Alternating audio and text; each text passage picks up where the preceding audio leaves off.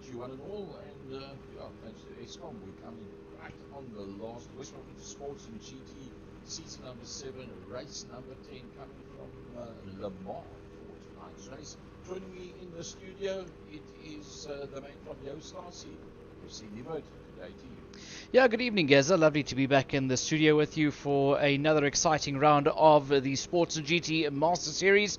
Going to the grid. We missed the qualifying, but we are just in time to see the grid. Luc Duquesne starts on pole position with Francois Hubert alongside him. Then we've got Johan Fourie and Gerald Fourie side by side on row number 2. Atti Nachel, Robbie Tings fills up row number 3, followed by Raymond Duggan and Pieter Hubert on row number 4. Willem Botha and Sandra Bakari rounds off row number 5. Ken Riddle, Willem Pienaar, Leonardo Macquarie, Gene Manouk, and Spammers in the top 15, Herman Lazarus and Swayze Hubert. So we at the iconic circuit, the Le Mans circuit, and FC, you know a little bit of Spanish, French, German, and Italian. What is the international version of the Le Mans circuit? Well, the circuit actually has a couple of names. It's known as Circuit de la Sarthe, but it's also known as the Circuit des Jurés du Mans. It is a French circuit in the French town of Le Mans, also home of the 24 Hours of Le Mans out there in France. An interesting race track, 13.55 kilometers long. Current temperature there in the region is about 21 degrees, and that's what the track temperature is as well.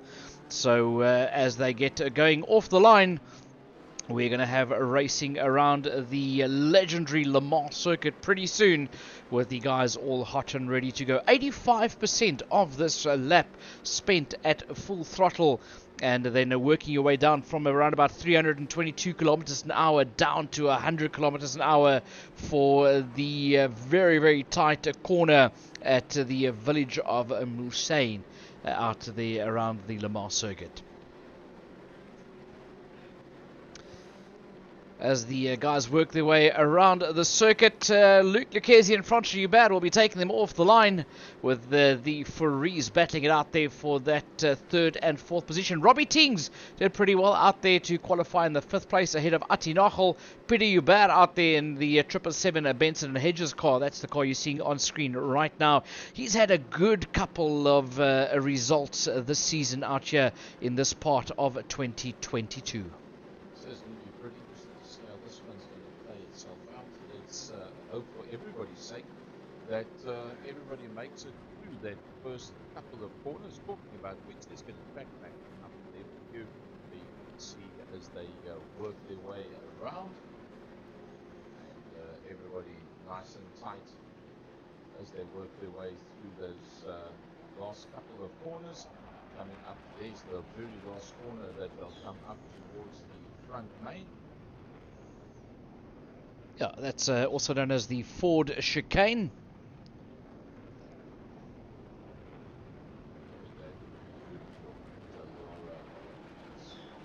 One of the favorite cars for sports and GTs.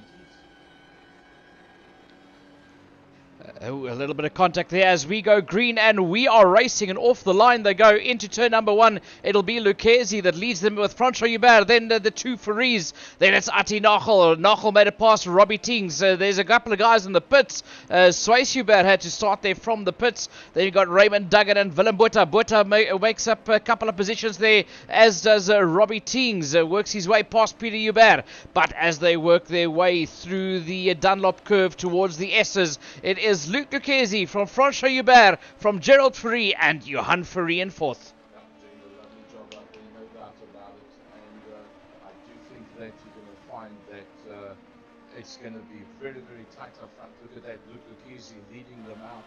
And I think that Luc Duquesne will probably stretch them a little bit as he works his way down the front lane. Yeah, it's down that long straight at the back of the circuit that they're going to go through there now, heading towards the Forza chicane now. There they go into the Forza chicane. It's Lucchesi that leads them ahead of Francois Hubert. Then we've got Gerald Free that's right there by them. There's nothing in between those top three. Johan Free starting to drop back a little bit as Gerald Free starts adding pressure on Francois Hubert as they work their way down the Mulsanne straight to heading towards the Michelin chicane. It is Free that goes and sits along the side there of Francois Hubert. They're side by side going down the straight. Who's going to be on that inside line for the chicane? Oh, Francois Hubert just stays ahead. Well, I tell you what, you're going to see a lot of that still going to be happening out there as these guys have got a lot of respect for one. Oh, somebody went off circuit. That's and, Johan Free. Yeah, Johan Free that found himself going off circuit. Yeah, he just outbraked himself. Took a little bit of sand and not too much. Oh, he had to hold on to that one very tight and get it back out on circuit. But look at the gap now between himself and the front three. There's the front three. And then going back, there's Johan Free, and he's been crowded. Big shot. It was Pity Hubert that got, I think, Robbie Teams that was involved with that one. And Pity Hubert, yeah, the yellow car, that's Pity Hubert. And that has caused that problem for the two of them. Unfortunately, look at that, right at the back there. Atinapel going to have to recover from a long, long way back. Yeah, Atinapel's going to have to work very hard to recover that. Johan Free had a bit of a breathing room now. Here's a replay of what happened there. Robbie Tings just got collected from the back there. That was Peter Hubert that went into the back there of Robbie Teens, and that put him into a spin. That also collected the likes there of Ati Nachel, who was sitting right there behind Johan Free. He got banged on the back, and that has put him in a spin as the whole field comes barreling past him. Look, Lucchesi still leading them out at the front end of the field. Look at that. He's really got the hammer down and pushing it hard. Let's go and have a look and see what some of those gaps are going to look like between everybody. Well, look at that, already opened up. Look at Lucchesi from Gerald Free and Francois Hubert up, dusted and disappeared. But remember, Johan Free was the one that went off. Johan Free FC came back on circuit again, and he had got the rack packed and stacked behind him. Now he's got a bit of a gap between himself and Raymond Duggan. The man that was in there is Atinapel, who's dropped down to 15th position. Yeah, Hubert is out of it. Yeah, Nachel will not be happy with that one, but yeah, Swayze Hubert, he started from the pit lane, so he must be having some connectivity issues with the load shedding as the rest of the field out there. We've got left with 16 of them. Luke Lucchesi is taking a bit of a punishment there at the front of the field as Gerald Free managed to get past Francois Hubert and is glued to the back there of Lucchesi as they're done with lap number 1. And now they've started lap number 2, working their way around the circuit here. Johan Free sits there in that 4th position, 7.5 seconds. Is that 7.5 from the leader? Yeah, that's the gap to the leader. So we can get those intervals in there pretty soon.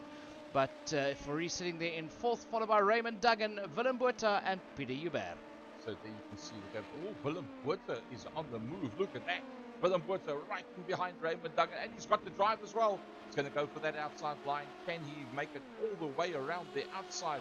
Well, I think he could be in with a chance because it looked like he had good drive coming out there, down to 3 hundredths of a second, 4 hundredths of a second. Where do you go? Do you go closer? Do you move further away? Well, coming down into the brake markers, it's going to be the inside line with the 71 car. It's going to be the way to go. And just too hard on the gas. And let's hope there's not too much damage on the Denso car. Problem is to now turn around without being collected by anybody. These cars have got a very wide turning circle. And Willem Botha finds himself in a spot of bother. Let's just have a look at that one. Again, a little replay of that. Comes in late. Just got onto the power a little bit too quickly there. Yeah. And that's what caused that tail out to step out. He got also both back wheels off the track surface itself. So I think that also cost him. Gerald Free's on the move. Gerald Paris in behind Luke Lucchesi. Yeah, Gerald Free looked like he was the man on the hunt quite early on in this race as he was stuck there behind Francois Hubert. Managed to get past, and now he's got his sights set there on Luke Lucchesi. Lucchesi is not having it easy out there. At this moment, he is in control. 2/10 of a second ahead there of Free is Lucchesi, but Free definitely looks like he is finding the right lines to be able to apply there. Now it's down to 1/10 of a second. He's glued to that back wing. This is the view from Francois Hubert. Is Fourie going to make a move here? It's Lucchesi moves to the outside to close off the line. And Gerald Free just could not get his nose up on the inside. What a beautiful camera shot that is. Look at that. Second gear, up into third gear. Keep the hammer down into second. Take a deep line going in. Now back into a little bit of open ground underneath the Porsche bridge. Up into third gear. Keep the hammer down. Up to 7,500, 8,500. Up into fifth gear. And you must know as you picking up speed, so you're getting more and more downforce as well. But then it all changes as you come into the confidence. Yeah, into the turn complex as they go. They are now working their way towards the Porsche curves. That is going through the Porsche curves and then heading towards the Ford chicane is your race leader Lucchesi, Fourie and Hubert. Then Johan Fourie is 6.7 seconds down the road from Francois Hubert. What a lovely sight it is to see these Dallaras working their way around this iconic circuit in the form of Le Mans. Robbie Teams all over the back end there of Leonardo Vicari. Leonardo likes that red, white and green colors. And then it looks like it's going to be touch and go. If he's going to have a look on Iloto, he's trying to do some intimidation. Well, Robbie Ting's intimidation worked because he's worked his way past Leonardo Vicari. Another person that looked like he was on the move was Peter Hubert. He was like a tenth of a second away from the driver ahead of him. That's a brilliant shot of that pass there by Robbie Tings. Brilliant passing maneuver in the Tings Bolt car. But yeah, Peter Hubert looked like he was right on the case there of Sandro Vicari, but he must have made a mistake because all of a sudden it dropped down to about 8/10 of a second. Yeah, no doubt about it. So Willem Botha, that's been off track unfortunately, and I think that's going to cost him quite a bit of positions. Let's see exactly what happened there. Yeah, just came in miles too hard and too loud, and it just went straight. Gets it back on circuit, coming out into the front main, just past the entrance to the pits, and yeah, going back to live. Gerald Fourie all over the back of Luke Lucchesi. Looking back from his car, it's a bit of a gap now that they've got to Francois Hubert, and Francois Hubert back to Johan Fourie. That's another 6 seconds as such, so it's going to take a bit of time for Johan Fourie to be able to close up. There is Johan Fourie, and in there behind him, a nice drive by Raymond Duggan once again. Sandro Vicari decides he moves across to the right-hand side of the circuit to pick up some form of draft as such. Peter Hubert in there behind him, and then behind Peter Hubert and pretty close. And remember, Jan Spammers started way down the grid, and Jan Spammers is already up into 8th position. Yeah, Spammers worked his way up into that 8th position. Then he's only got 6/10 of a second between himself and Peter Hubert. Hubert starting to lose the back end there of Sandro Vicari. Then 3.8 seconds down from them, Ian Riddle finds himself in that 9th position with a fast approaching Robbie Teams in 10th. Well, it's going to be pretty interesting to see how this one plays out. 9 minutes 22 into this race, and Gerald Fourie is all over the back end of Luke Lucchesi. Jan Spammers all over the back. Oh, that's what you need. Apply the pressure. Yeah, enough pressure could force somebody into a mistake there, and that's exactly what happened there for Jan Spammers. Was in the right position at the right time, applying the pressure. Peter Hubert folded underneath that pressure and ran it a bit wide coming through that corner.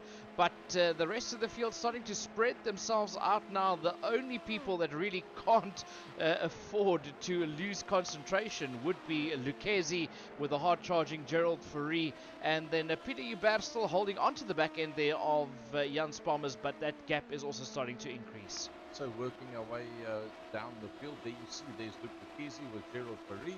Francois Hubert still in the game, out of it whatsoever. A little bit further back we've got Johan Fourie, and he's now got a little bit of space between himself and Raymond Duggan. from Raymond Duggan. Sander Bakari having a pretty decent race ahead of Jan Spammers, up into 7th position already is Jan Spammers, and then Peter Hubert once again in the top 10. Yeah, Peter Hubert once again finding himself in the top 10 there. Then Ian Riddle currently sitting there in that 9th position. He's 4.1 seconds down the road from Peter Hubert, and he's another 4 seconds there ahead of Robbie Teings. There we see Riddle working his way around the circuit in a car number 9 in 9th position. And then Robbie Teings 4 seconds down the road in 10th position. There he is in the Teings Bolt car working his way around the SS. And Robbie Teings dives into the pits. Oh, that's going to be pretty interesting to see how that one plays itself out as Robbie Teings into the pits, and the rest of the guys just come filing past. There we go, coming through. That's Leonardo Bakari, and there you see the horn in the background that makes the people aware that there's cars come into the pit lane. Robbie Teings and in fact Willem Botha into the pit lane as well.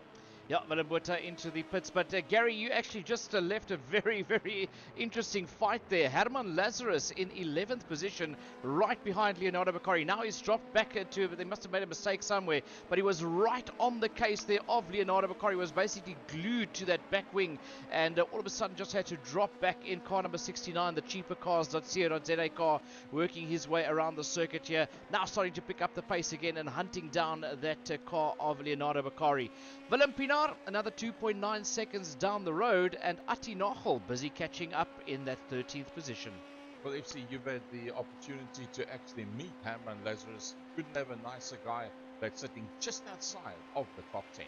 100%. We actually had a bit of a chat today, met him face to face there at the cheapercars.co.za showroom, and hard on the brakes they're going to go. Luckily no contact there. He's got to take evasive action. Almost went into a bit of a warp speed sense there, and luckily didn't make any contact there with Leonardo Bakari. But he did miss the cones. You see the cones that is there, you've got to choose a side, left or right, and he did manage to get that correct. So nothing ventured, nothing gained. Ati Nochel, that was one of the top runners, finds himself a long way down now in 12th position. Let's have a look at the latest lap times that they have done. It looks like between 3 and 4 days. No, it's not that long. It's like 3 minutes. A 3:39 and Herman Lazarus a 3:41, and then a 3:43 ahead of that for Leonardo Bakari. So Ati Nochel down in the pack, but on his way, working his way back to 1.2 seconds is the difference between himself and Herman Lazarus. And given the last lap that he's just done, I think he's in with a very decent chance of getting onto the back end of Herman Lazarus. Well, look, we know Ati Nochel can be quick. He was our 6th fastest qualifier. It was that contact, that bang that he got from behind that dropped him all the way back there. But heading back towards the front, this is the shot of your race leader, Luke Lucchesi, leading this race right on his case. Car number 13, that is Gerald Fourie, applying mountains and mountains of pressure. But we know Mr. Luke Lucchesi does not fold under pressure that easily. Oh, so now that he's leading the race, he's Mr. Luke Lucchesi. He's not the cheese man. Exactly. That's the way that it works. Well, there we go. Have a way with words. FC Nivo, domain from Yo Stasi, live here from the Second Year Production Studio. And we, in fact, not that far away from Johan Fourie. We're about 2.5 kilometers away from where Johan Fourie sits in his man cave up in Plattekloof. And he's lying there in that 4th position. Now, remember, earlier on we said it's around about 7 seconds. Well, it's still a 7.5 seconds between Johan Fourie and Francois Hubert. But Francois Hubert is not managing to hold on to the back of Luc Lucchesi and Gerald Fourie. Now, Gerald Fourie, the son of Leighton Fourie, National Polo Cup champion and a driver of note, has really come of age recently, FC, and on a regular basis, we now see Gerald Fourie at the top end of the field. Yeah, I remember seeing him about, 2 weeks ago for the first time. I saw him out here in the Sportsman GT Master Series, and really starting to apply the pressure to some of the more established drivers out there. This has also been a very interesting season where we've seen a lot of our midfield drivers improve immensely, and and this is something I said from the beginning. The Raymond Duggins, the Atinapels. Exactly. Ooh, Leonardo Bakari putting it sideways, and that opens the door for Herman Lazarus and Atinachel to both gain a position. Well, Herman Lazarus was obviously watching Atinapel coming closer. He scored one from the front. He's probably going to lose one from the back. But I think it's going to be either way. It's still a top 10 for him. And just a little bit too much backbreak there for Willem Botha. The tail end just steps out and away from him as we go back to Gerald Fourie. Anyway, oh, Sandra Bakari. Sandra Bakari's gone side by side. Sandra Bakari and Jens Spermers. And he is on the right side of the circuit as well. So, Sandra Bakari on a flyer. Yeah, Sandra Bakari definitely on the move in car number 72 as they work their way around Le Mans, and that is a position gain there for Bakari, who's now got 1.5 seconds between himself and Johan Fourie lost a position. Johan Fourie made a mistake as Raymond Duggan is in fourth. Yep, let's see what happened. Up a little bit too hard into that last left-right-hander going out into the start-finish line. Look how neatly he gets that one back together. Unleash the beast on the back of that motor car, and he gets it going. So once again, Raymond Duggan finds himself right there where it really counts. Exactly right there where it counts, and that puts Johan Fourie in trouble, and Sandra Bakari smells blood. This is where Ati Nachel and Herman Lazarus battle it out as Nachel now works his way past Herman Lazarus up back into the top 10. Well, having, as I said, gain one, lose one. That's exactly what happened there for him. So he's right in there with it. Gerald Fourie says, put the camera on me, buddy. I'm the closest to anybody else out there. Gerald Fourie on a stonker. Let's have a look at the fastest laps that have been done by each of these drivers. A 334.271, 9 thousandths of a second between Mr. Luke Lucchesi and Gerald Fourie. Yeah, look, there's not a lot between the two of them. They are super duper quick around the circuit here on lap number 5. Then, if you go a little bit further down, Francois Hubert and Johan Fourie. Johan Fourie actually having a faster lap time than Francois Hubert, but Johan Fourie did get bogged down in traffic, and he made that mistake that sent him bouncing all over the show. That initial incident. So let's see the last laps that they did, 17 minutes 31 into the 45 minutes of this race, is still the fastest man, Luke Lucchesi, on 34.271. A little bit slower there by Raymond Duggan, but remember that was getting past Johan Fourie, so that obviously slowed him down a little bit. Johan Fourie on a 3.43 as opposed to a 7 seconds quicker by Sandra Bakari. So that's in fact how much Johan Fourie lost on that last lap. But now remember, Johan Fourie was just 7 seconds off the back of Francois Hubert. The man that's replaced him in fourth position is 15 seconds off the back of Francois Hubert. So Francois Hubert, Gerald Fourie, Luke Lucchesi are flying, and that looks like it is Fourie into the pits. Yep, Johan Fourie into the pits.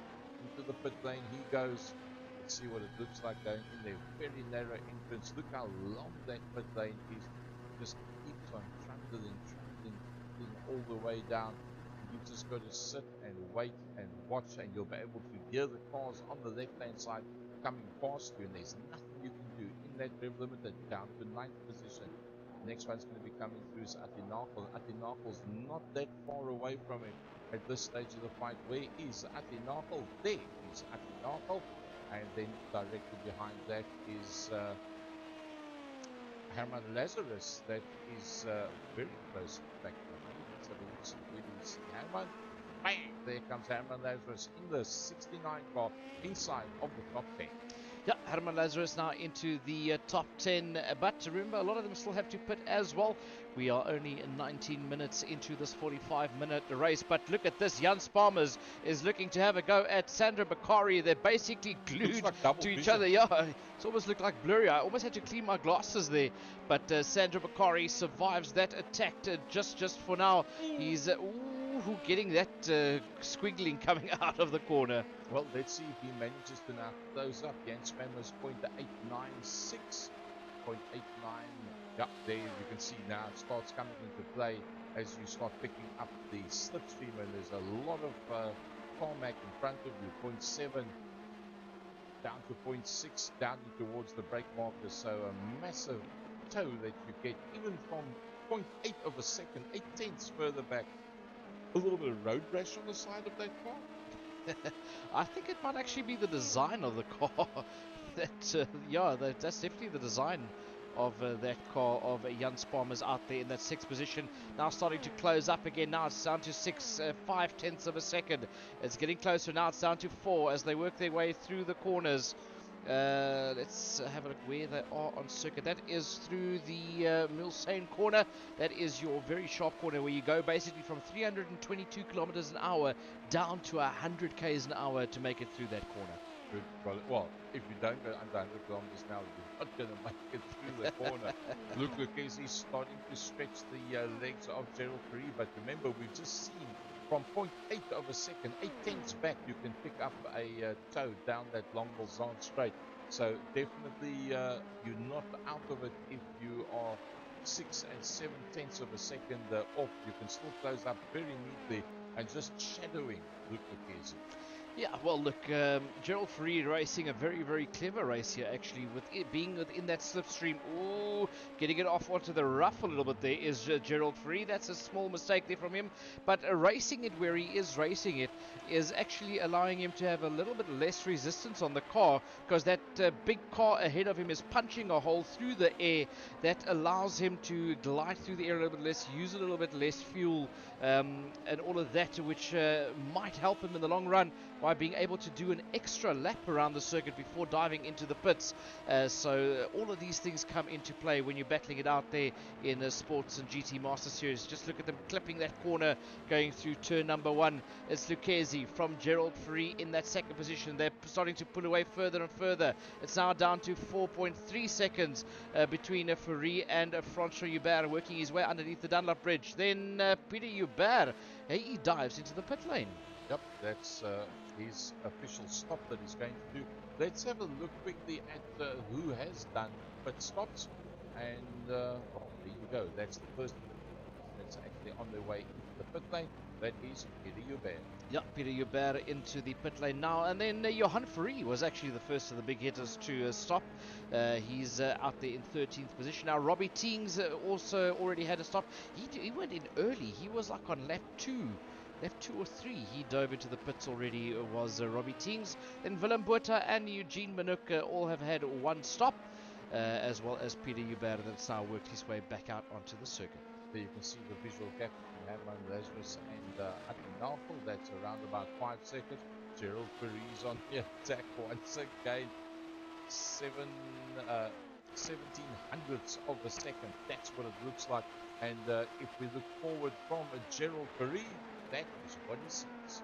Yeah, he's glued to that back wing of the Dallara LMP car. Ahead of him there of Lucchesi. It's 2.5 of a second between the two of them. This is going to be a battle, I predict, right up to the flag.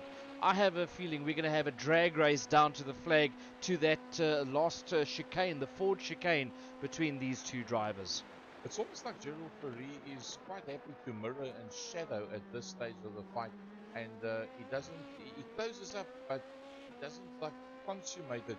Maybe he feels he's better off at this stage of the fight by mimicking what he's done by Luke Lucchesi. The two of them together quick enough to get away from Francois Hubert. Raymond Duggan 17 further back, and with Johan Perez, the leading man that's done pit stop. Now, don't forget about Johan Perez. You know what he does. He goes out of sync to everybody else. You end up in the latter part of the race going into the pits, and you come out and Johan Perez in front of you. Yeah, Johan Free has caught out numerous drivers with that kind of move. But this is going to be, like I say, I have a feeling we're going to see a straight drag race coming out of the Porsche chicanes, heading towards the Ford chicane between these two drivers and Luke Lucchesi and Gerald Free as they're sitting right there by each other. But here's a big battle going on between Jan Sparmers and Sandro Bakari. Bakari defends aggressively, cleanly but aggressively. He does not want to give up that position. And Jan Sparmers says, "Get out of my way, Bakari. I want through." Well, it's pretty interesting to see how those pit stops are playing out at this stage. A little mistake. It just shows you when you're sitting that close. Gains and losses as they came off the line. Luke Lucchesi from pole position. Gerald Perez moving up 2, so from 4th up to 2nd. Francois Hubert, that was with Luke Lucchesi on the front row of the grid, down into 3rd position, but not out of the game. Jans Palm is definitely the man to look out for. He's gained 9 positions since the start of this race. He's started down in 15th position, worked himself back up into 6th, along with Herman Lazarus, another name to mention, gained 7 positions since the start of this race. One of the biggest losers out there, or two of the biggest losers, shall I say, Johan Fourie and Robbie Teings, both dropping down 8 positions from where we saw them start this race. Another man that's dropped a long way down is Pieter Joubert, although he's having a fight back now on Leonardo Bakari. But see, having said that, Leonardo Bakari loses the circuit, and let's just have another look at exactly what happened there with Leonardo Bakari. Yep, just a little bit too hard. It looks like the back brakes, if you gear down and hard on the brakes, it's very marginal for the tail end to come around on you. As, oopsie, here we go, into the pits. It's Jan Spammers that's gone in. It's Ian Riddle that's gone in. There you hear the horn in the background. It's Ati Natal that's gone into the pits as well. So the front 5 have continued through. The rest have gone into the pits. So how far back is Willem Pienaar? Willem Pienaar probably very, very close to them at this stage of the fight. We'll see if we can actually pick him up as he works his way through. That looks like it is. Yep, there he is. That's Willem Pienaar. He's the next man through. Yeah, he works his way down the main straight past the pit lane, out there in 9th position, now starts climbing up the ranks. And this is where you're going to see people leading races that normally wouldn't be found at the front end of the circuit, but having done enough to stay out there as long as possible to be classified as a race leader at one stage in this race as they work their way around the circuit. But our top top 6 guys have yet to stop, as have Leonardo Bakari has not done a single stop yet either. Well, if you take it that they are 26, call it 27 minutes, 27 by 2, that's, well, that's way past halfway. Yeah, we're definitely past halfway in this race, and Lucchesi going a little bit wide, but Fourie taking the same line as him coming out of that corner. The two of them have pulled away from Francois Joubert. Joubert, that's the man on your screen now in the 304 Alpha Tauri car. He's not losing sight of them, but just not to have the pace to stick it out there with them in this race. Raymond Duggan's done a brilliant job to get himself up into that 4th position. Don't make errors, don't do anything stupid, and he gets up into that 4th position. He's also got a bit of space behind him now as well, so he's not like seriously under pressure. But same camera shot, Sandro Bakari, and Sandro Bakari rounding out the top 5.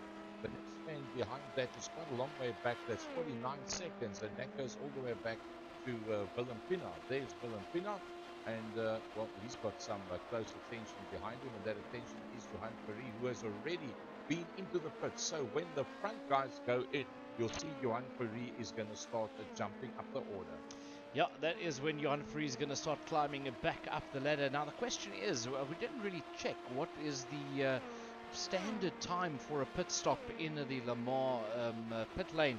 But yeah, it'll be interesting to see where Johan Fourie slots in when your top 6 eventually does decide.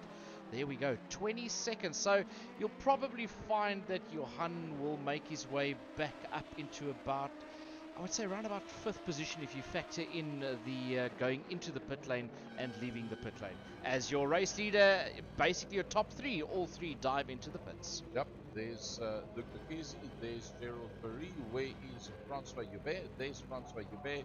And then the next man that will be coming through there will be Raymond Duggan. Now, does Raymond Duggan copy what they're doing and come into the pits?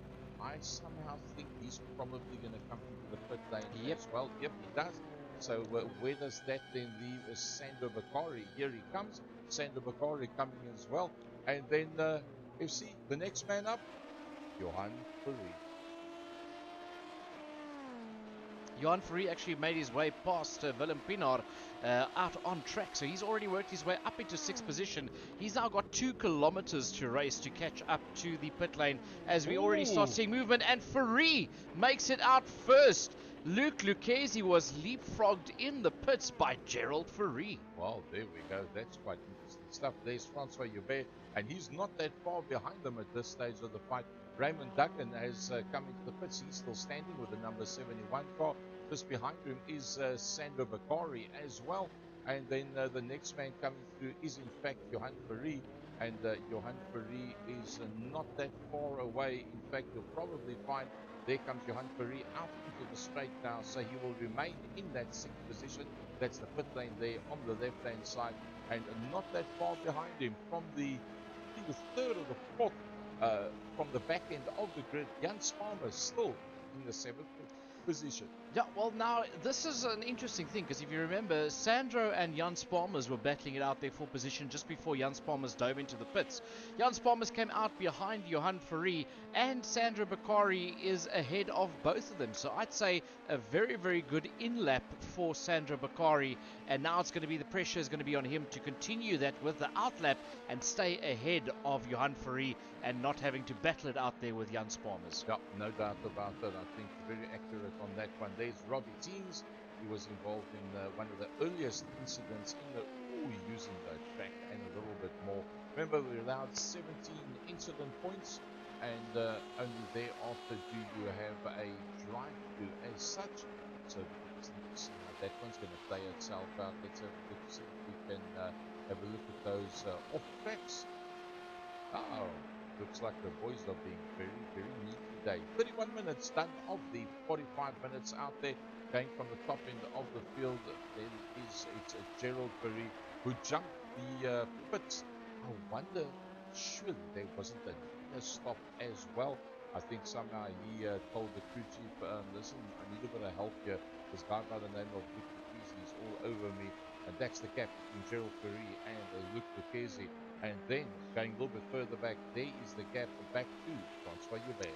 Yeah, Francois Joubert in that 3rd position, 7 seconds behind Luke Lucchese. Then Raymond Duggan has done a brilliant job so far. Definitely one of my guys, or my nominations for driver of the day. Kept his nose clean, kept out of trouble. He's just doing his own thing in that 4th position. He's 19 seconds off the back end there of Francois Joubert. But there at the back, that is the attacking group as we see Sandro Bakari desperately trying to hold onto the back of Johan Ferry, who managed to get past Bakari, and that's now put Bakari into the visor there of Jan Sparmers. Yep, and then not that far behind that is Peter Joubert. In the background you see Robbie Teams, and then Atli Nafel on a major comeback. He's doing a comeback. Big session is Atli.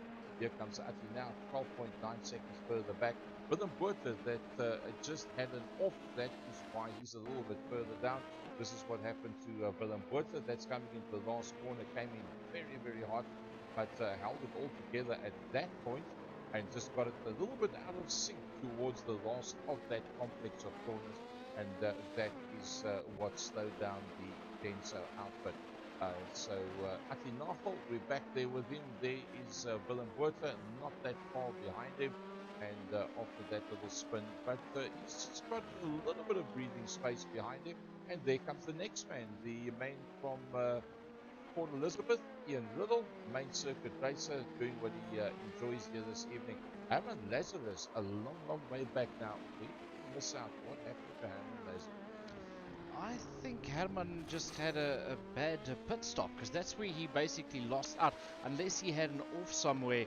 Ooh, as we see somebody behind him had an off. Is that Willem Pinar or Leonardo Bakari? But somebody had a bit of an off there behind him. Oh, that's Eugene Manouk. There we go. Let's see what happened. Comes in very hard. Oh, yeah, he just turned in a little bit too quick. But that's the height of those curbstones creates that situation where all of a sudden, he gets out of the way just in time for Herman Lazarus. And that curbstone, the car beaches itself, the body pan on top of the curbstone, and from there on out, well, you're just going to be on there for the ride. Yeah. So, who have we got here? We've got Jan Sparmers starting to close up on the back there of Sandro Bakari. That gap was 1.5 seconds. Now it's down to 0.4 of a second as Sparmers is using all of the track and more to try and gain as much as he can on the back there of Bakari. Now it's down to 0.2, under 0.2, so 1.5. We're down to 0.1. They're going to go side by side down to that longer back straight, and it looks like Jan Sparmers has done enough blinding speed coming from car number 2. What a drive, look at that. And he takes it nicely into the corner. Does he make it through? He uses the curbstone. You'll see a big difference on the track surface as you come out of that corner, and that's where we've seen a couple of people run into problems. as they come out of that corner, but still nothing much in it. And in fact, fighting back, Sandro Bakari. Yeah, Sandro Bakari's now got the slipstream. He moves out from the back there of Sparmers, and Bakari retakes that sixth position as they're now going to go down that straight towards the chicane. And this time it's Bakari that has the inside line. Can he keep all four wheels on there? He runs it a bit wide. Oh, somebody else spins out there. Raymond Duggan! Raymond Duggan from fourth in this race gets it all wrong going into the Mulzan chicane, or the Michelin chicane, and just puts it sideways on the loose and drops down the field. The worst is you're standing right in the middle of the circuit. Which way do you go? Realizes as the guys are coming around, the best is for him to move out of the way. It was, in fact, Johan Ferry was the next one that came through there. And we just said earlier on, maybe it's a commentator's curse. Sorry, Raymond. We said getting it all right and getting himself right up into the top positions. And yeah, that's cost him pretty badly, because there was Robbie Teens that was working his way through there as well.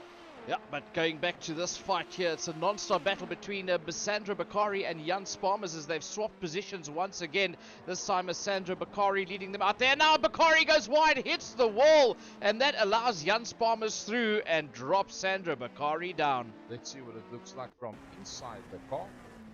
Turns in quite fine. Oopsie. Oh, he tried to catch the tail and he caught it, but there was just too much speed that he had carried through there. Hopefully there's not too much damage to that motor car, and that's where Jan Sparmers made the passing maneuver.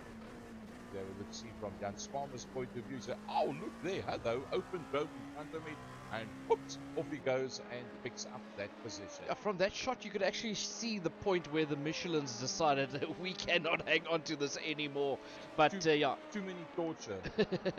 But now it is Peter Hubert that smells blood in the water as he gets closer and closer to the back end there of Sandro Bakari. I do believe there is a bit of damage on that car of Bakari, and Peter Hubert fancies a move to try and get past Sandro. Oh, it's catching up pretty quickly in that section of the circuit. Goes to the first left-right, goes into the second left-right. I think they'll get pretty decent drive coming out there. It's a nice view as you see. Stands left and right hand side, fits on the right hand side. A bit of an uphill climb as you go up towards turn number 1. You've got to really hold on tight there now through the gears down to second gear. Early apex, later apex. Use the outside underneath the Dunlop bridge. Keep the hammer flat all the way through. Fourth gear all the way. Just hold on tight as the downforce climbs up more and more. Third gear still on a... oh, look at that! That was a beautiful shot. If I must say so myself, well done. I didn't expect that one to happen. So that was Willem Botha that got past Atina. That was actually Peter Hubert that got past Sandro Bakari. Oh wait, yeah, got that one right. Let's have a look, see. How does that one work? Yep. Oh, as close as it gets. And oh dear, we have another little problem that's just popped up and very unexpected. This man does not often make mistakes. Yeah, I just noticed the change there on the timing screen. Once again going into that chicane. That is the Forza chicane. Gets it all wrong coming out of that corner, and that opens the door for Jan Sparmers to move up a position, and that brings him, I think, into the top 4. Probably, yes. Let's see, from Jan Sparmers' point of view, the road just opened up in front of him. Johan Ferry having the state of mind to not just dive back onto the circuit. And Jan Sparmers, wow! Although he's 29 seconds off the back of the front 3, he's still done a brilliant job. Willem Botha is starting to fight back. Yeah, look, Willem Botha, you can always count on Willem to put in stonkers of laps as he works his way past Ati Nagel, going into the Michelin chicane, heading down towards the Mulzan corner now. That is Willem Botha. And I was about to say, Willem Botha, you can always trust him to put it in massive laps, but that's the problem for Willem Botha. He's always on that edge, and more often than not, he finds the other side of the edge, and it just ends up planting it in the wall for him. But when he gets it right, you're not going to catch him. Like they're saying, the classics, if you're completely in control of the car, you're not going fast enough. Let's just have a look at those passing maneuvers, because there was more than one passing maneuver between the two of them. From Atinapo's point of view, up on the brakes, dives up on the inside, and Ati takes the access road towards the outside, and then recovers the circuit from there. So that just gives us a better idea of exactly how that one played out. Raymond Duggan on the poor Sandra Bakari. Everybody wants to pass Sandra Bakari today. Sandra Bakari might start taking it personally out here as he's dropped all the way down to 7th position, and now he's got to deal with Raymond Duggan, who's dropped all the way from 4th down to 8th. Robbie Teens also busy with a brilliant recovery drive after having made a contact earlier on in the race. He's about 1.8 seconds there off the back of Raymond Duggan. There you see Duggan disappear around the corner. That is the target that Robbie Teens is trying to get to. Well, he hasn't got much time. He's only got basically 4.5 minutes to go, and sitting in 9th position, he could move up 2 positions if something had to happen in front of him. And like Mario, talking about something happening into the pits. Into the pits goes Robbie Teagues. You just had to say something's got to happen. Something happened. It was the wrong something. He would just run into the pits. Let's not share Robbie Teagues' pain. Let's just go back to Gerald Fourie, because I don't think that it's going to be fun watching him thundering his way up that straight and just watching him tumble down the position. So it's all about that man, Gerald Fourie, and he has dropped Mr. Luc Lucchesi and done a brilliant job pace-wise of being able to do that. Also coming out into the same straight, they'll still be able to see the man in front of him, but there's not enough time left for Francois Joubert to go any further forward than what he is at this stage of the fight. There comes Jens Spammers. He's 30 seconds further back, and well, Johan Fourie would have liked to have been a whole lot closer. He finds himself 4 seconds off. Pretty bad, just outside of the top 5 with the 777. There's 2 yellow cars out there. That's the first of the 2 of them. Sandra Bakari, the man that everybody wants to pass, and this time it's Raymond Duggan that's in there behind him. Yeah, Raymond Duggan is getting closer and closer to the back end there of Bakari. Bakari will be sitting in that car wishing the time to pass and get over and done with. They're about just under 3 minutes away from the end of this race. They'll probably have to start another lap around the circuit. But yeah, can Sandra Bakari stay ahead of Raymond Duggan? Raymond Duggan looks really quick. He goes for the outside. Going to try and make a move heading towards the Michelin. That's actually the inside of Bakari as Raymond Duggan makes up another position there up on the inside of Sandra Bakari. Oh! And Duggan gets it wrong. Oh my heck. Same place. Well. Let's have a look and see if we can get a blown shot of that. I'll just give you the bigger picture. Hopefully there's no trees in the way as they come in there. He was very late on the brakes, and luckily the car turned off onto the inside of the circuit, and it didn't cause any further problems from there. 2 minutes to go as, I think Sandra Bakari's got the red mist that's come down, and he's just got the hammer down. Not that far behind Sandra Bakari is in fact Raymond Duggan. There we see Raymond Duggan, and then it's a little bit further back to the recovery. Remember, Ati Nagel went a long way down, and there comes Ati Nagel. He's got himself back up into the top 10. 1.5 minutes to go. Let us have a look, see the man that's done it all right, Gerald Fourie. What a brilliant drive. Just getting quicker and quicker in the last couple of races. Yeah, he's done it all right with 1.5 minutes left. He just crossed the start-finish line there. So this is now the final lap for your 2 race leaders, Gerald Fourie and Luc Lucchesi. There is Francois Joubert working his way around the final corner over the start-finish line. He starts his last lap out there around Le Mans. Now that is what a 33-second gap looks like, as Jan Sparmers is now only working his way through the Porsche curves, and then he's got to get to that Ford chicane where he will arrive pretty soon. But that's the gap to the 5th place man, Johan Fourie, that's out there just 3.5 seconds behind him, with Peter Joubert another 2 seconds just off the pace. Well, Peter Joubert's, I think, done a pretty decent job. He's got 8 X's next to his name, but not a train smash for him. A little bit further back, there comes Sandra Bakari, and then there's Raymond Duggan, and then 9 seconds further back is the next man in that queue. That's Ati Nagel. There comes Ati Nagel, and well, I think we are 20 seconds away from the timer going off. So let's enjoy a lap around the last lap around the circuit for Gerald Perry. He's done enough to shake that man off, Luc Lucchesi, and that man, Luc Lucchesi, has done enough to shake off the likes of Francois Joubert. There you see Francois Joubert.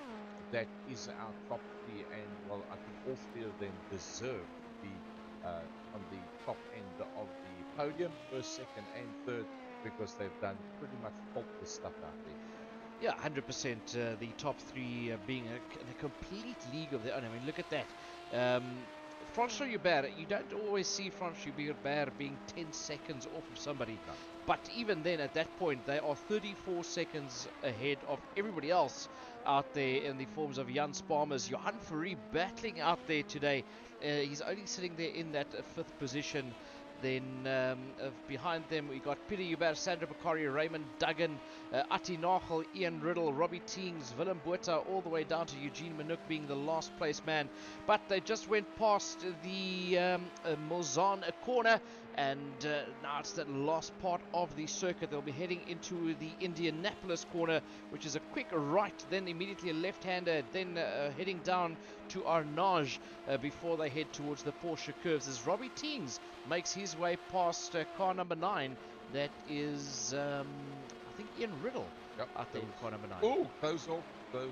Thou shalt not swing left and right. This is the case of I'd say, oopsie, that's where there's no grip. He managed to get away with that, Robbie Teings, because that's the area that you see numerous people have problem. Gerald Fourie working his way through the last part of the lap.